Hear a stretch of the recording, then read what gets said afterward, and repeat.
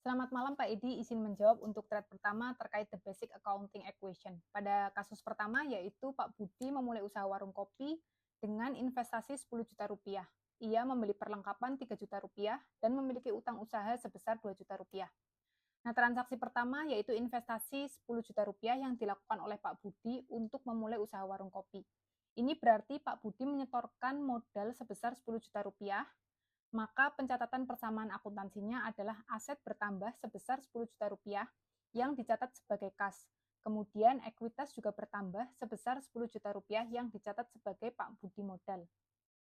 Selanjutnya pada transaksi kedua yaitu Pak Budi membeli perlengkapan 3 juta rupiah dan memiliki utang usaha sebesar 2 juta rupiah. Maka pencatatan persamaan akuntansi dasarnya adalah aset bertambah sebesar 3 juta rupiah yang dicatat sebagai perlengkapan atau supplies, kemudian aset juga berkurang sebesar 1 juta rupiah yang dicatat sebagai kas, dan liabilitas bertambah sebesar 2 juta rupiah yang dicatat sebagai utang usaha.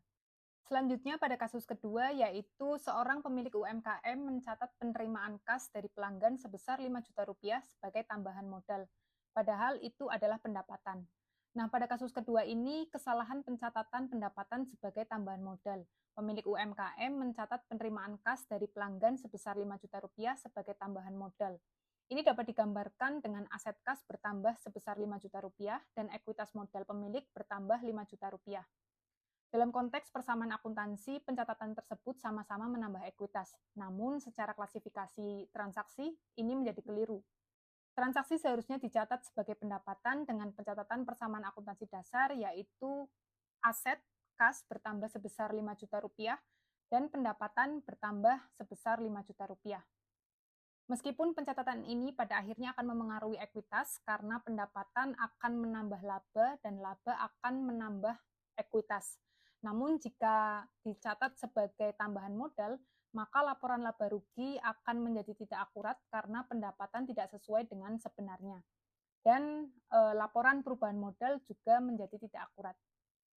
Berikutnya pada kasus ketiga yaitu usaha konveksi Sinar Jaya membayar gaji karyawan sebesar 2 juta rupiah dan membeli bahan baku tunai sebesar 3 juta rupiah. Transaksi pertama, pembayaran gaji karyawan sebesar 2 juta rupiah, maka akan berpengaruh pada aset karena kas berkurang sebesar 2 juta rupiah. Transaksi ini juga akan berpengaruh pada ekuitas karena beban gaji karyawan bertambah sebesar 2 juta rupiah. Nah, beban gaji karyawan ini merupakan beban yang akan mengurangi laba dan laba akan menambah ekuitas atau jika terjadi loss maka akan mengurangi ekuitas. Sederhananya, pembayaran gaji karyawan ini akan berpengaruh pada aset dan juga ekuitas. Selanjutnya, pada transaksi kedua, yaitu pembelian bahan baku tunai sebesar 3 juta rupiah. Transaksi ini akan berpengaruh pada aset yang mana kas berkurang sebesar 3 juta rupiah dan juga aset bertambah yang dicatat sebagai persediaan bahan baku sebesar 3 juta rupiah. Nah, sebenarnya ini hanya pengalian bentuk aset dari kas menjadi persediaan bahan baku. Artinya, pada transaksi kedua ini hanya akan memengaruhi aset saja. Demikian yang dapat saya sampaikan. Terima kasih.